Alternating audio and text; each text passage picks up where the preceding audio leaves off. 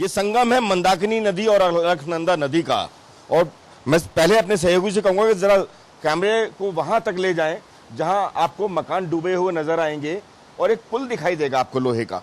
ये पुल इस छोर से इस छोर, यानी कि यहां जो रहने वाले लोग हैं उन परिवारों को इस छोर पर रहने वाले परिवारों से जोड़ने का एकमात्र साधन भर है। लेकिन पुल की हालात इस समय कैसे हैं ये आपको बिल्कुल सामने सामने दिखाई देगा, क्योंकि किस तरीके से पुल पूरी तरह से लोहे का डूबा हुआ है और साथ ही वो घर दिखाई देगा जो पूरी तरह से पानी में समाहित है। अब जरा थोड़ा सा अगर हम इस तरफ आए जहां पर एक पीले रंग की बिल्डिंग दिखाई देगी और साथ ही एक नीले रंग का बोर्ड दिखाई देगा।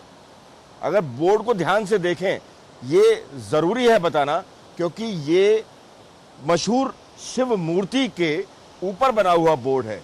शिव मूर्ति 20 फुट की शिव मूर्ति है और अगर नदी तल से अगर हम बात करें तो नदी तल से तकरीबन 25 सीढ़ियां ऊपर जाती हैं प्लेटफॉर्म पर और वहां घाट के बाद से तब इस मूर्ति की शुरुआत होती है। तो अगर आप देखें तो इस हिसाब से अगर हम माने तो तकरीबन 40 से 45 फीट पानी इस समय ऊपर चल रहा है।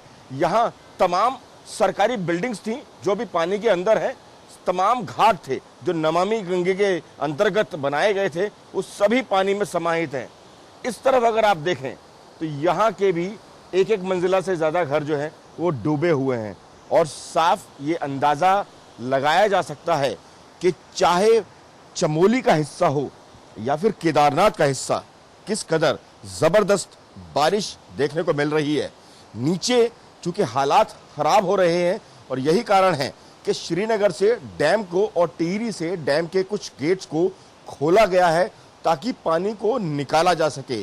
और यही वजह है कि गंगा अपने पूरे खतरे के आवेग में ऋषिकेश और हरिद्वार में बह रही है और ये दिक्कत परेशानी पैदा हो सकती है उन लोगों के लिए जो हरिद्वार के मैदानी क्षेत्रों में रहते हैं, क्योंकि वहां निचला हिस्सा जो है वो पूरी तरह से जलमग्न हो जाएगा और ऐसे में मुश्किल में पड़ जाएगी उन लोगों की जान जो गंगा के किनारे तटीय इलाकों में रहते हैं।